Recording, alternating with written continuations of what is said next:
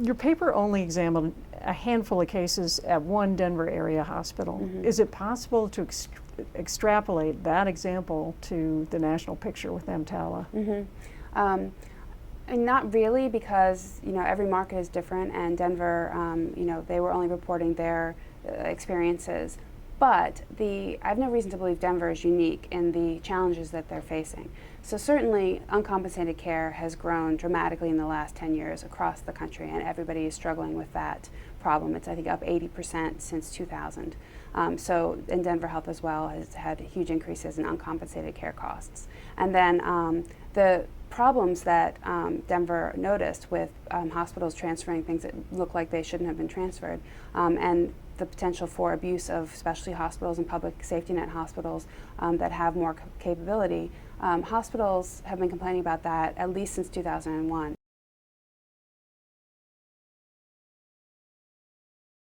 It's a very subjective law.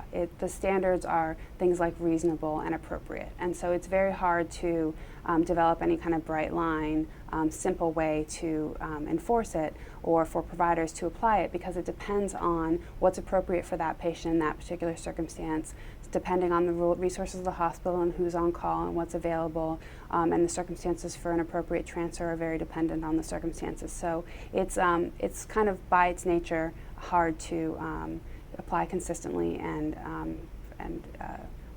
across the lots of different settings.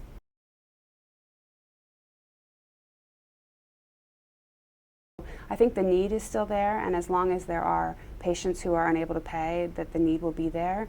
So I don't think it argues against the law, but I think that it argues for more clear standards and more consistent enforcement and reporting. I think it's important to have that minimum for the patients, to protect them. But you could do a lot more in detecting patterns of abuse, so where EMTALA is being abused. If hospitals are only transferring patients who are self-pay and not transferring insured patients, for example. Or for hospitals with specialized capabilities, they can do a better job keeping track of when people are transferred to them that they think is inappropriate. But it just by its nature, it depends on the judgment of a physician to report whether something is appropriate or not.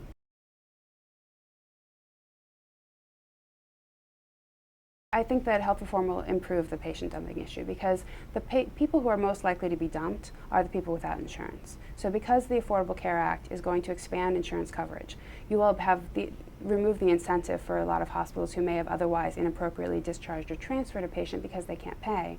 They'll either be able to get that patient signed up for Medicaid right away, because you'll have a clearer standard of Medicaid coverage, or they'll be insured through the exchange, and so the population of uninsured people will decrease. So in that sense, it will improve the problem of people being dumped because of lack of insurance. To the extent hospitals are worried about people showing up at the emergency room for primary care, those people are not covered by EMTALA. So it's really a different issue. The EMTALA has nothing to do with people who need primary care, except that you have to screen them for an emergency condition.